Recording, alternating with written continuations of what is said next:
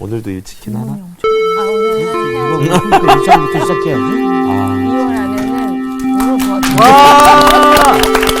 와! 안녕하세요. 안녕하십니까. 잘 지내셨어요? 네. 예, 반갑습니다. 오늘따라 옷을 입은 색깔들이 거의 비슷해요. 진짜 약간 그러네. 차분하게 이게 누가복음 오늘 마무리하는 날이라고 그렇죠. 차분한 마음으로. 그래요? 네. 말을 잘해. 자세가 아주 좋습니다. 네.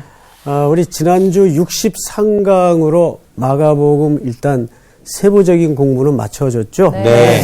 그래서 이제 마가복음이 아니고 누가복음. 네, 마가복음 이제 우리가 할 네. 일이죠. 그래서 63강으로 강의가 끝난 줄 알았죠. 아니었군요. 항상 모든 공부는 이 총정리라는 이게 시간이 중요하지. 필요해요. 중요하면서 또 그렇죠. 요점 정리 이렇게.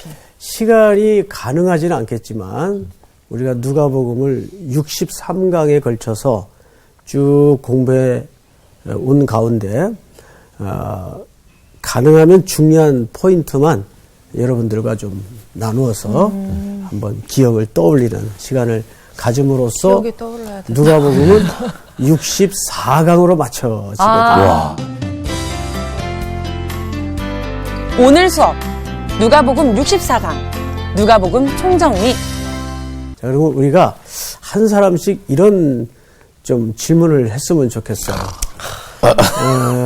우리 광호 학생은 누가복음을 63회에 걸쳐 공부를 하면서 네. 쭉 하면은 2년 넘게 누가복음 공부를 했단 말이에요. 네. 하면서 가장 그 인상 깊었던 성경 본문이 어느 스토리입니까? 저는 근래에 배웠던 그 십자가 사건 안에 있던 두 행악자의 모습에서 우리는 생각할 때 이렇게 변화된 행악자가 우리의 모습이라고 느낄 때가 많지만은 그때 말씀해 주실 때도 우리가 그 전의 모습, 그 후의 모습으로 돌 다 우리의 모습이다라고 하셨던 말씀이 늘 우리가 깨어서 우리가 변화된 게 아니라 우리는 정말 죄된 사람일 뿐인데도 우리를 위해서 구원하신 하나님의 예수님의 사랑이 있어서 이 자리에 있구나 이런 생각을 했습니다. 야. 가장 최근의 스토리 같은데. 그렇죠. 지난주 복습한 거 다시 재탕. 제일 간단하게. 자연스럽네. 너무 그냥 먹으려고 하는 것 같아요. 기억이 너무 남아가지고. 예, 근데 아주 중요한 포인트입니다. 결국 우리가 누가복음을 다 맞춰갈 즈음에 네. 십자가 양편에 달린 행악자의 모습은 이렇게 이분법적으로 이해할 내용이 아니고 네. 우리도 그 자리에 있었어. 그러니까요. 맞아요. 그런데 낙원에 이르게 된 고백을 갖게 되죠. 네. 그 가운데 내 죄를 대신해 죽으신 네. 그리스도의 은혜 때문입니다. 또 그 일을 위해 주님이 오셨고, 네. 예, 아주 좋은 포인트예요. 수희 학생. 저는 이제 어떤 한 구절을 딱 얘기하기보다는 누가복음을 공부하면서 할 때마다 조금 되게 놀랐던 부분이 누가복음은 사실 우리가 굉장히 많이 접하고 많이 읽는 성경 중에 하나인데 그냥 뭐 이런 거겠지라고 했는데 그리고 또 이걸 보면서 다양하게 바리새인들이나 무슨 제자들이나 뭐 서기관들이나 여러 사람과 예수님들이 이렇게 같이 대화하는 장면들이 유독 많이 나왔잖아요. 그렇죠.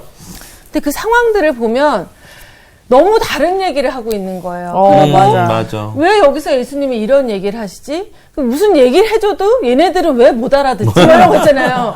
이런 걸 보면서 우리가 바리새인이고 서기관이고 제자와 같이 우리만의 이 틀에 갇혀가지고 예수님의 생각을 전혀 이해하지 못한 채로 살아가고 있는 우리의 모습을 좀 돌아볼 수 있는 계기가 됐고 예수님의 마음과 예수님은 지금의 현상보다는 어떤 마음에서 이렇게 하는지, 우리를 얼마나 사랑해서 이런 얘기를 하는지, 앞으로 어떤 일이 벌어질 거기 때문에 걱정돼서 또 얘기하는, 이런 여러 가지 걸 생각 못하고 우린 눈앞에 보이는 것만 보고 판단했던 거 되게 많더라고요. 그래서 저는 누가복음을 배우면서 이 성경을 읽을 때 예수님의 마음을, 좀 하나님의 마음을 제대로 깨닫고 어떤 마음으로 이런 얘기를 하신 건지를 좀 깊이 보는 게 필요하다. 이걸 특히 누가복음을 공부하면 맞아. 되게 많이 배운 것 같아요. 네. 그러면서 사실 저가 이제 얹어서 얘기하면 와.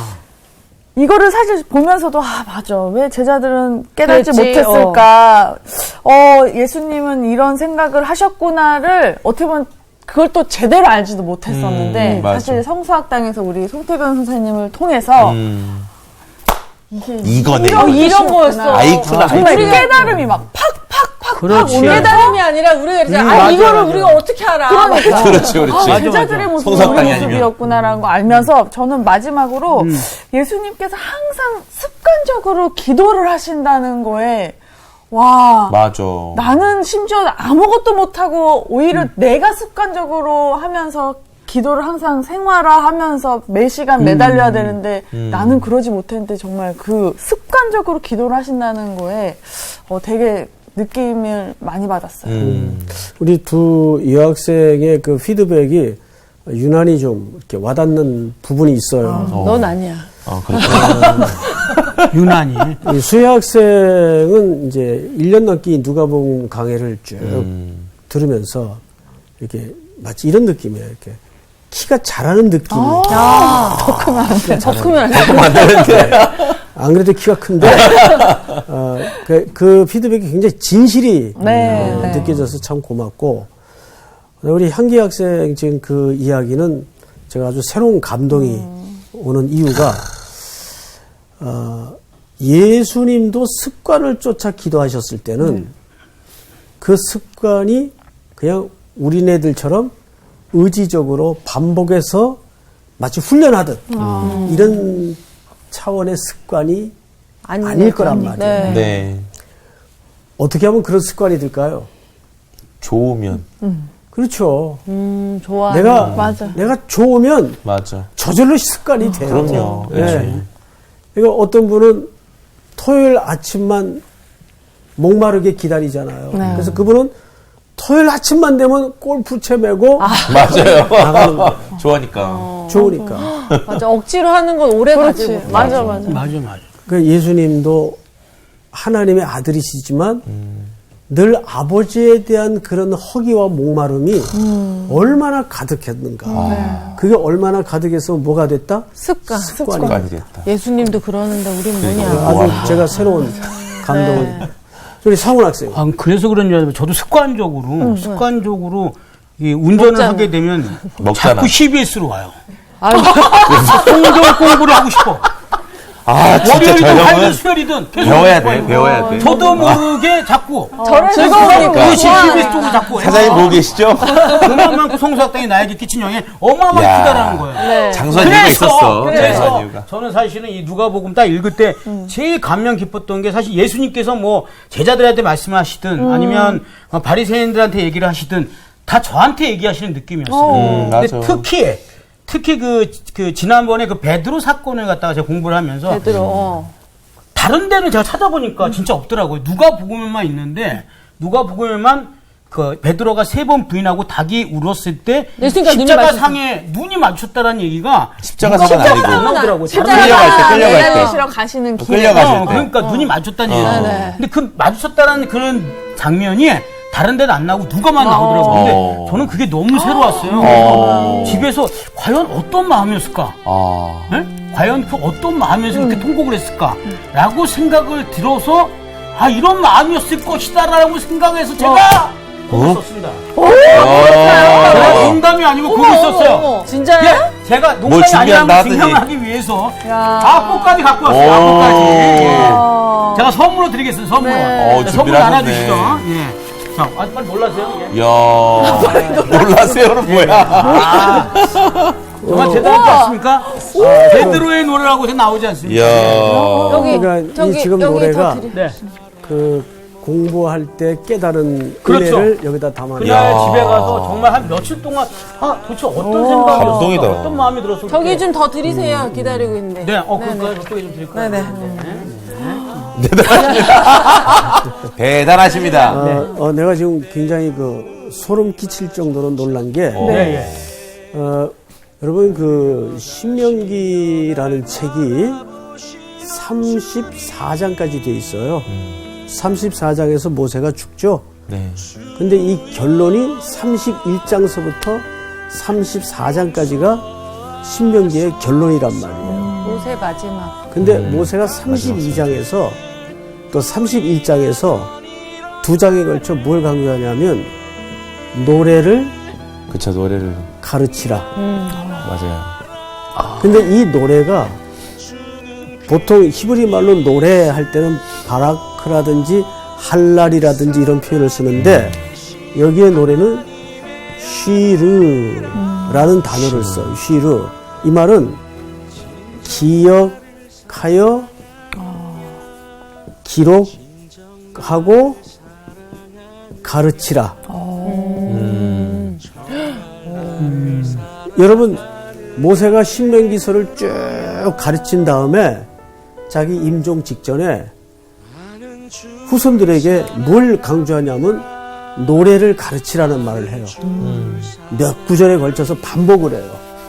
근데 그 노래가 전부 뭐냐면 하나님의 말씀과 하나님의 스토리. 하나님의 스토리와 하나님의 말씀을 담아서 뭘로 가르치라고요? 노래로 가르치라 그 말이에요. 맞아요. 근데 오늘 이 마무리하는 총정리 시간에 진짜. 이 악보를 갖고 나오니까 궁금하다, 오늘 노래가 진짜. 아주 좋았어요. 아이, 감사합니다. 야, 박수. 훌륭하다. 이 제목이 베드로의 노래인데 쉬는 시간에 우리가 한번 들어보기로 네. 하고 네. 자 우선 누가복음 총정리를 조금 우리가 다른 차원에서 접근을 해보겠습니다. 누가복음의 첫 번째 인물이 누굽니까? 베드로 아닌가? 응? 데오빌로 아니에요? 베드로가 나오려면 좀 지나야 그거 되죠. 아니에요? 데오빌로. 기억하라고 했던 그 일장에 나오는 세례 요한. 세례 요한이죠. 네. 아, 근데 세례 요한전의 서문격에 우리 중에 이루어진 사실에 대하여 처음부터 목격자와 말씀의 일꾼이 된 자들이 전하여 준 그대로 내력을 저술하려고 붓을 든 사람이 많은지라 그 모든 일을 근원부터 자세히 미루어 살핀 나도 나는 누구죠? 나는 당연히 누가죠. 네. 누가는 의사라고 소개되죠 성경에. 네. 이 사람이 누구에게 지금 글을 씁니까? 데오빌로 각하에게. 데오빌로 카카라고 돼 있어요. 네. 그래서 어떤 학자들은 이 데오빌로가 가상인물이었을 거다. 그러나 각하라는 호칭으로 봐서 이건 정확히 가상인물은 더더욱 아닙니다. 네. 실제 했던 인물인데 이름이 유대 이름이에요? 아니면은 이방 이름이에요? 이방 이름. 이방 이름이죠. 그래서 이런 설정된 인물, 이 실제 설정된 인물을 통해서 이 책의 성격이 그대로 드러납니까? 안 드러납니까? 드러납니다. 드러나죠. 그 이 책은 주로 누구를 위해서 어디를 향해서 쓴 책이란 얘기예요. 이방 사람들. 그렇죠. 이방 사람 같아요. 이방인들을 위해서 이방 땅을 향해서 쓴 책이란 뜻이에요. 그런데 그 다음에 나오는 첫 번째 인물이 누구죠? 세례 요한. 네, 바로 이 세례 요한입니다.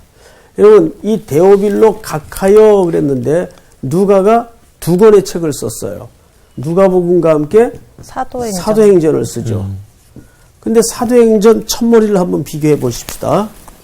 사도행전 첫머리 저 뒤로 가서 우리 수희 학생이 한번 읽어보세요.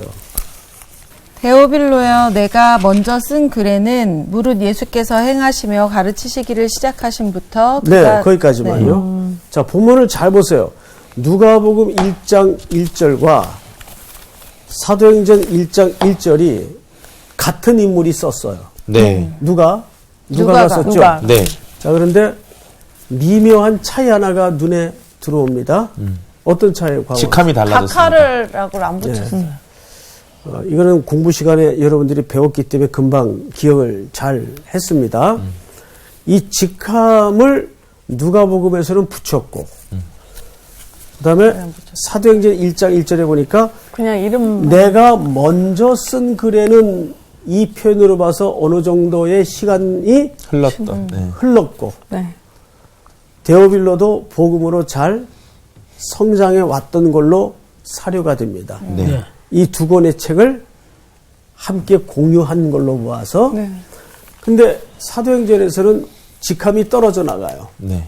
그리고 데오빌로요 라고만 쓰여지는 걸로 봐서 누가와 데오빌로의 관계는 가까워진 거 같아요. 멀어졌다 가까워졌다. 가까워졌다. 복음 안에서 더 돈독한 형제 관계가 되었던 걸로 우리가 충분히 이해할 수 있죠. 네. 자, 그런데 중요한 거는 첫 번째 인물이 누가복음에 누가 등장을 했다고요? 세례 요한. 예, 세례 요한이 등장을 해요. 자, 그런데 세례 요한을 잉태하기 전에 그 아버지 사가랴가 어떤 상태에 있었나요?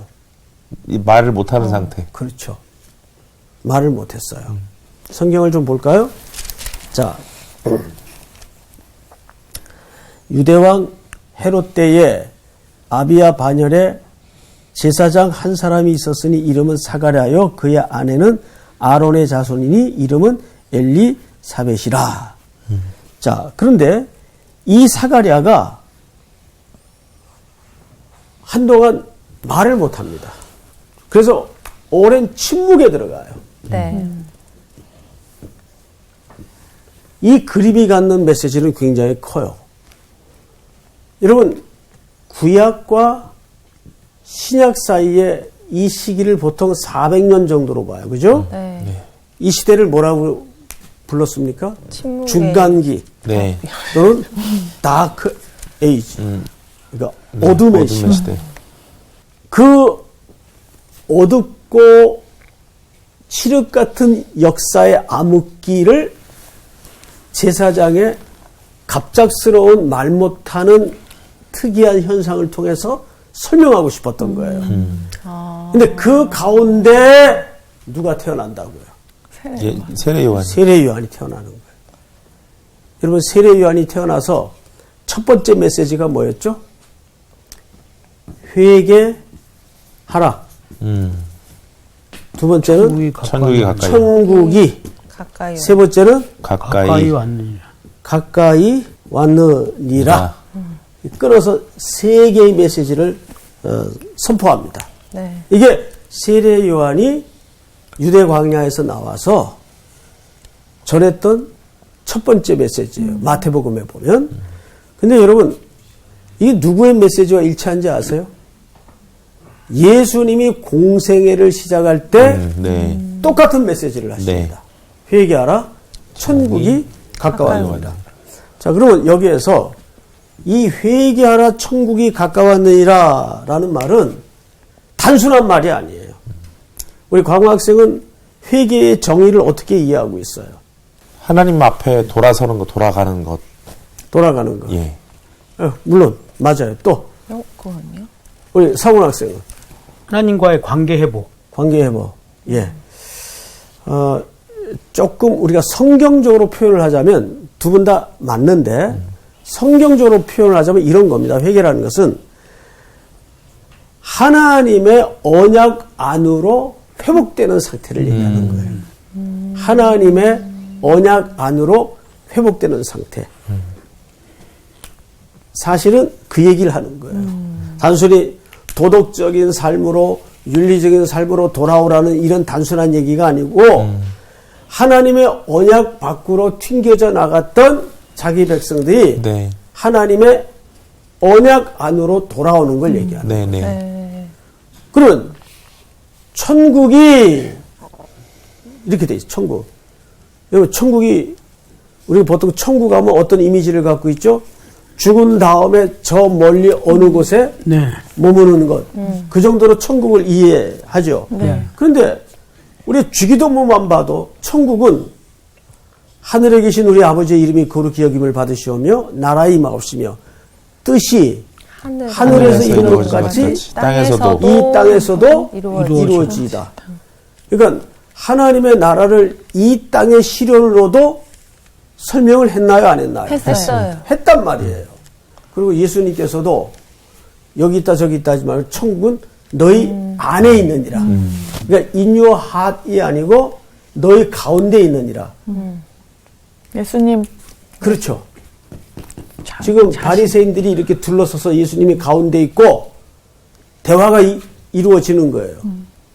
예수님이 천국은 among you 너희 가운데 있는 나야. 그러면 바로 예수 그리스도가 천국의 실체의 주체란 말이에요. 네. 그러니까 그 하나님의 실체인 예수 그리스도께서 이 땅에 오셨으니까 이 땅에 하나님의 나라를 구현할 수 있는 건가요? 없는 건가요? 있어요. 구현할 수 있는 거예요. 네. 천국이 그 다음에 가까웠느니라 이 말은 엔기조라는 말을 쓰는데 이게 완료형 시제를 써요. 이미 그러면 왔다. 가까웠다는 말은 거의 다 왔다 그 뜻이 아니에요. 이미 들어와 있다. 네. 이미 하나님의 통치와 하나님의 나라는 그리스도께서 이 땅에 오심으로 시작이 되었다 그 말이에요. 그러면서 세례 요한이 두 번째 메시지가 뭐죠? 뭐라 그랬어요? 세례 요한이 나는 네, 물론 물론 너희에게 세례를 세례를 주나. 베풀지만 내 뒤에 오시는 나보다 능력이 크시니 성령과 불로 여기서 우리가 불에 대한 오해를 해요.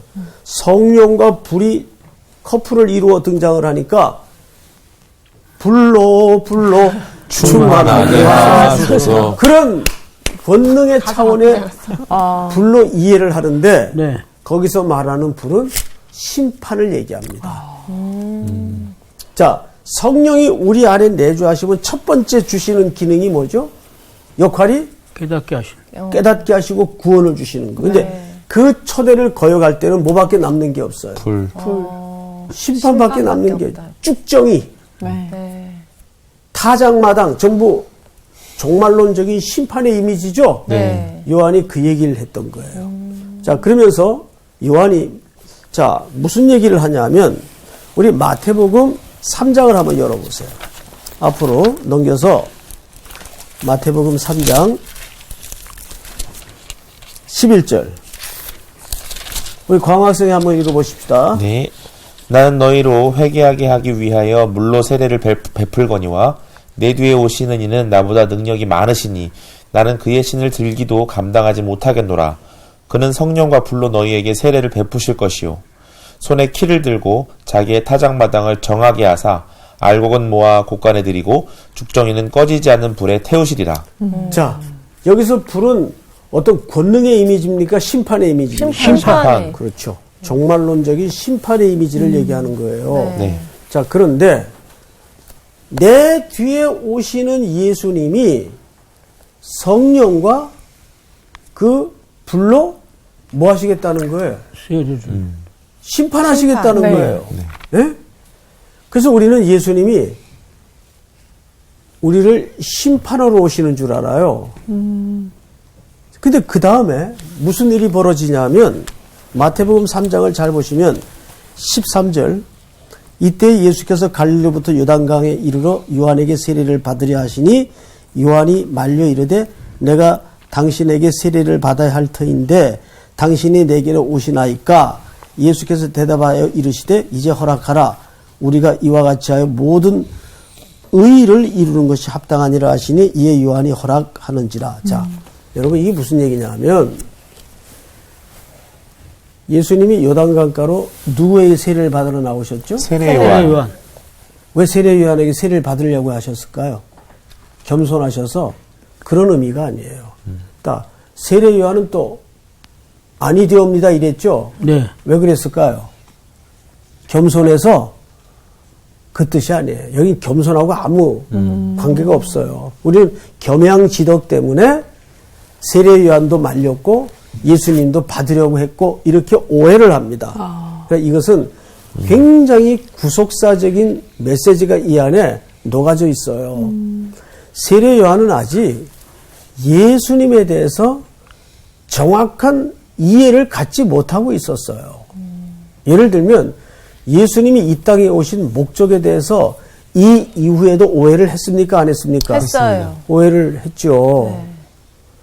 감옥에 들어가 앉았는데 제자들한테 막 시켰잖아. 제자들을 보내서 오실 그이가 당신 맞습니까? 네. 질문을 했던 사람이에요. 왜냐하면 자기의 기대와는 전혀 예수님이 엉뚱한 행동을 하고 다니시니까 저런 분이 메시아일 리가 없는데 이렇게 된 거죠. 그러니까 메시아라는 기대와 예수님에 대한 이해에 대해서 세례요한은 오해를 갖고 있었어요. 그러니까 예수님이 요단강에 세례를 받으러 나오시니까 세례요한이 이러지 마십시오. 제가 선생님한테 받아야지 선생님이 어떻게 저한테 세례를 받습니까? 그러니까 예수님이 기어코 받았어요? 안 받았어요? 받으셨어요. 받았죠? 받으셨죠. 머릿속에 지금 베드로만 총정리 있어요. 시간에 딴 얘기하면 큰일 나요. 근데 베드로만 잘 베드로만 알아. 있어 머릿속에. 받았죠. 네. 왜 받았을까요? 여기 중요한 게 15절에 보면 네. 이런 표현이 있어요. 여러분, 이와 같이 하여 모든 의를 이루는 것이 합당하니라. 땅아니라. 즉 예수님은 세례받은 이유가 내가 이 땅에 온 목적을 진술하는 태도입니다. 인간답게. 우리가 받아 죽어 마땅한 그 심판을 예수님이 받으러 오셨다 그 말이에요. 똑같은 상황에서. 그러니까 예수님이 심판주로 오셨다는 것은 상훈 학생이나 나나 마땅히 심판 아래 저주 아래 죽을 수밖에 없는 그 죽음을 예수님이 대신 죽으러 오셨다는 걸 세례를 받으시는 거예요. 예수님이 하나님의 아들로서 세례받을 이유가 있어요? 없어요? 없습니다. 없죠. 그런데도 세례를 받으신 이유는 그 죽음을 위해서. 그게 십자가에 나타난 뭐죠? 의예요. 네. 사랑의 의. 그게 십자가의 의예요. 여러분 마지막으로 로마서 3장을 한번 열어볼까요? 우리 수희 학생 네. 3장 20절. 그러므로 율법의 행위로 그의 앞에 의롭다 하심을 얻을 육체가 없나니 율법으로는 죄를 깨달음이니라. 이제는 율법 외에 하나님의 한 의가 나타났으니 자, 하나님의 한 뭐가 나타났어요? 의. 의가 나타났으니 계속 읽어보세요. 율법과 선지자들에게 증거를 받은 것이라. 자, 율법과 선지자는 구약 성경이죠? 네. 그 구약 성경이 내내 오리라 증거한 분이 누구예요? 메시아. 메시아. 메시아. 아, 정신차려. 그렇죠. 메시아와 엘리. 왜 그래? 지금 죄송합니다. 총정리 시간인데. 총정리하겠습니다. 메시아. 메시아죠? 네. 계속 읽어보세요.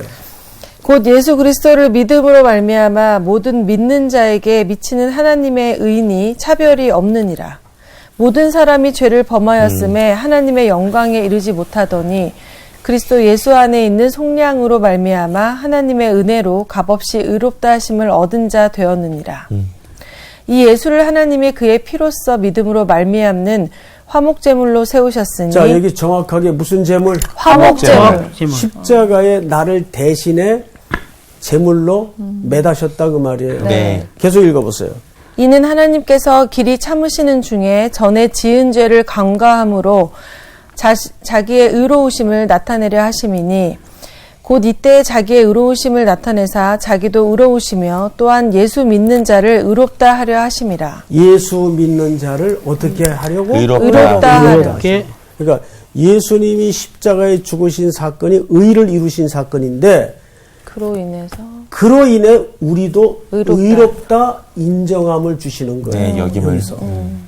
그러니까 세례 요한에게 예수님이 기꺼이 세례를 받으시려고 했던 것은 겸손하기 위해서 그런 말이 아니고 네. 더 높은 차원의 뭘 위해서? 의를 위해서. 내가 대신 죽기 위해서 왔습니다. 화목제물. 화목제물로. 그게 믿음의 의라고 설명을 하는 거예요. 네. 네. 자, 저는 이제 누가복음을 여러분들과 공부하면서 누가복음에는 이런 종류의 사람들이 등장을 하죠. 그냥 듣기만 해보세요. 부도덕한 여인들, 사마리아 사람들, 나병 환자들, 특별히 세리들, 죄인들, 반역하는 가족의 구성원들, 가난한 사람들, 이방인들, 이게 전부 고아, 과부, 나그네에 해당하는 사회적 약자 계층입니다. 네. 그런데 이들을 당시 사회에서는 뭘로 규정했죠? 죄인. 그렇죠. 죄인. 맞아. 죄인으로 규정했어요. 네. 자기들의 의의를 도두기 위해서 이런 사람들을 죄인으로 규정을 했어요. 그래서 예수님은 주로 누가복음에서 누구를 만나요? 이런 사람들을 항상 만나고 다니는 거예요. 네. 여러분 가장 저는 그 뇌리 속에 남는 인물이 삭개오예요. 기억나세요? 네. 예. 삭개오는 그 당시에 천인공노할 민족의 네. 배신자. 배신자죠. 배신자. 근데 예수님은 그 집에 들어갔어요. 근데 들어가서 나누는 대화에서 깜짝 우리가 놀랬던 것이 뭐죠? 아포디도미. 기억나세요? 네. 나는 주님의 소식을 듣고 난 이후부터 아, 이거를 나눈 내 모든 삶은 달라졌습니다. 갚아왔습니다. 기억나세요? 네. 누가복음 19장을 마지막으로 한번 다 같이 열어보세요. 맞아, 그때 감동이었어, 진짜. 6절을 우리 한기 학생 한번 읽어보세요. 급히 내려와 즐거워하며 영접하거늘 뭇 사람이 보고 수군거려 이르되 저가 죄인의 집에 유하러 들어갔도다 하더라. 자, 여기 정확히 사람들이 삭개오를 뭘로 규정해 놨죠? 죄인의 죄인. 집에. 죄인의 집에. 네, 죄인. 기꺼이 예수님은 이런 죄인들을 구원하기 위해서 죄인과 같이 되시는 거예요. 근데 놀랍게도 이 삭개오는 이미 뭐라고 고백을 하냐 하면 삭개오가 서서 주께 여짜오되 주여 보시옵소서 내 소유의 절반을 가난한 자들에게 주겠사오며가 아니고 주어왔사오며. 맞아. 네. 아포디돔이라는 이 원문이 습관적인 현재 시제란 말이에요. 과거서부터 쭉 해왔다는 말이에요. 네, 네. 그러니까 이 세리는 누가복음 앞에 보면 이미 요단강에서부터 복음을 듣고 삶을 고쳐 나왔던 것으로 네. 우리는 네. 추정할 수가 있는 거죠. 그래서 누가복음에서 우리는 이런 사회적 약자들에게 예수님이 어떻게 배려와 포용으로 사회를 끌어안으셨는가. 가난한 자들은. 제가 시간이 갔지만 얘기 안 하고 마칠게요. 네. 어쩌면 누가복음의 실질적인 적용이요 결론일 수도 있는데 어느 날부터인가 저희 교회 새벽마다 이제 노숙하는 분들이 한 분, 두 분씩 찾아오기 시작했어요. 그러니까 이제 숫자가 적을 때니까 당연히 식당에서 식사를 밥 대접했죠. 주시잖아요. 근데 식사가 맛있단 말이에요. 따뜻한 국에. 이런 차가운 새벽에 누가 그 대접을 하겠으며 어디서 그런 식사를 드실 수 있겠어요. 그래서 이제 권사님들이 정성껏 대접을 하니까 이분들도 또 각자 네트워크 있어요. 네트워크가. 실제 있습니다. 맞아. 쫙 이제 소문이 단체로 났어요. 오기 시작하는 거예요. 서울 각처에서. 이게 숫자가 이제 300명이 넘어가는 겁니다. 새벽에 실제. 따라서 재정도 어마어마하게 들어가는 거죠. 근데 정작 이제 문제는 새벽마다 식당에서 새벽밥 같이 먹고 교제하고 큐티하고 성경 공부하던 청년들이 점점 밀려나기 시작했어요. 아이고. 그게 한켠 청년들에게는 좀 불만이 되겠죠. 네. 그래서 1년 동안을 누가복음 신명기 말씀을 통해서 청년들에게 왜 우리가 이런 자들을 환대해야 되고 그 환대 속에 어떻게 구원이 이루어지는가, 우리가 원래 어느 자리에 있었는가, 이거를 1년 동안 강단에서 말씀을 통해 청년들과 나누었어요. 그래서 이분들을 전담할 수 있는 파트를 하나 만들었어요. 긍휼위원회라고. 그래서 이제 거기 목사님 한 분을 모셔다가 전담으로 맡겼습니다. 이 목사님은 얼굴도 시커멓고 거의 구분이 잘 안 돼요. 근데 너무너무 여기에 뜨거운 가슴이 있는 귀한 분이에요. 예. 근데 이분들을 먹이기만 해서는 안 되겠다는 생각이 들더라고요. 그래서 이제 원룸을 다 임대를 했어요. 원룸을. 싹 수리를 해가지고 이분들을 여기에다가 이제 일단 주거가 안정이 돼야 되니까. 네. 그리고 한 번씩 방 하나를 우와. 이렇게 다 제공을 했어요. 그리고 이분들을 이제 상담하고 여러분 20살 청년인데도 이가 없어요. 그러니까 건강이 다 무너진 거죠. 이 이가 없는 고통은 말로 못해요. 음식을 잘 못 먹는 거예요. 그러다 위장병에다가. 그래서 이제 그분들 다 틀니를 해주는데 몇 천만 원 이제 들어갔죠. 그리고 이제 여기에서 생활을 하면서 임대 아파트 이제 당첨이 되는 거예요. 직장을 얻어주고. 이번에 그분들을 선교 가는데 전부 같이 갔어요? 등록을 시켜서 모시고 갔어요. 선교 가는데. 걱정이 좀 됐죠. 과연 저분들이 전도가 될까? 저분들에 의해서. 놀라운 역사가 일어났어요. 그분들이 지팡이 짚고 왔다가 지팡이 버리고 가고 막 기적이 나타나는. 그러니까 우리 청년들과 무대 위에서 같이 춤을 추고 엉켜서 찬양을 부르는데 진짜 하나님의 나라가 따로 없더라고요. 그 중에 한 분이 절뚝절뚝거리면서 저한테 와요. 목사님, 저 이번에 임대 아파트 당첨돼서 독립해요. 뭐 이제 작은 돈이지만 이제 푼푼히 모아서 그런 회복. 그러니까 우리 예수님이 이런 사람들을 찾아다니면서 사회에 배척받고 배제되었던 사람들을 끌어안고 포용해서 온전한 공동체 한 일원으로 만들어가는 거죠. 누가복음은 바로 그런 순종이 기다려지는 책입니다. 여러분, 지난 64회 동안 수고 많으셨습니다. 감사합니다. 감사합니다. 끝에 노숙자이가 제일 감사하고 눈물이 훅 나가지고. 슬퍼. 아니, 슬픈 게 아니라 너무 감동이잖아. 그렇지. 감동인데 감동의 참, 슬픔. 근데 저렇게 되기까지 사실은 중간에 얼마나 힘들게 맞아, 생각만 해도 막 안 하겠다는 사람 저렇게 해준데 너무 당연하게 생각하는 사람 뭐 별의별 맞아, 사람들이 맞아. 다 있었을 거 아니야. 그러니까 그런 걸 묵묵히 그냥 다 받아주고 해줬을 때 저런 결과가 있는 거죠. 그러니까 그게 누가복음에서 얘기하는 그 순종의 시간인 거지. 저는 이제 누가복음을 배우면서 사실 그 어렸을 때부터 그러니까 이게 이해가 안 가잖아요. 왜 예수님이 우리를 위해서 오셨을까? 근데 이제 예전에 엄마가 이제 이해하기 쉽게 어렸을 때 얘기해줬던 게 뭐냐면 만약 예를 들어서 뭐 비둘기들이 있어.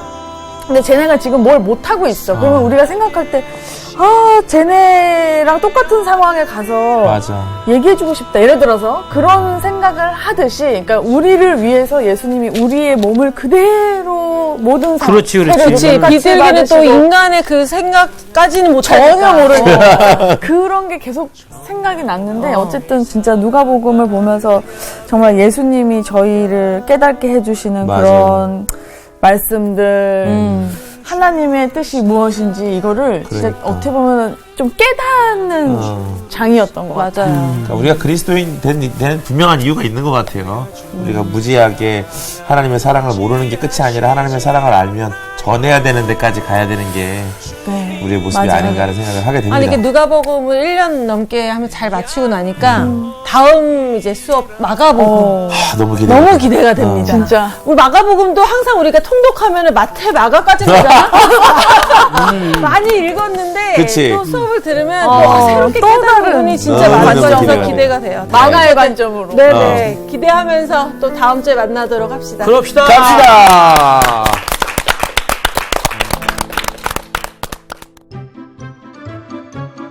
이번 주 퀴즈입니다. 가나안 정탐 이후 백성의 원망을 들은 하나님이 모세에게 하신 말씀은 무엇일까요? 1번 어느 때까지 나를 멸시하겠느냐, 2번 어느 때까지 머뭇머뭇하려느냐? 3번 여호와의 손이 짧아졌느냐? 정답을 아시는 분은 CBS 성서학당 홈페이지에 정답을 올려주시거나 우편으로 보내주시면 됩니다. 선정되신 분들에게는 대한성서공회에서 발행한 성경 통독을 위한 최고의 자습서 성경 2.0, 세상을 바꾸는 복음 매거진 크리스채너티 투데이 1년 정기 구독권, 성서학당 선생님들의 저서 중 하나를 드립니다.